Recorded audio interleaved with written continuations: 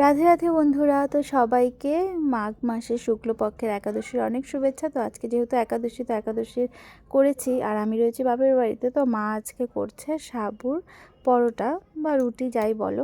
তো দেখো, প্রথমে আলু সিদ্ধ করে গ্রেট করে নিয়েছে আর সাবুটা সুন্দর করে ড্রাই রোস্ট করে তারপর এটাকে মিক্সিতে গুঁড়ো করে নেওয়া হয়েছে। আমিও মাকে হাতে হাতে সাহায্য করছি আর দেখে নিচ্ছি, এরপরে যখন আমি নিজের বাড়িতে থাকবো তখন নিজে নিজে করতে পারবো। এটাও আমার নিজের বাড়ি, তবু আর কি কথার কথা বললাম।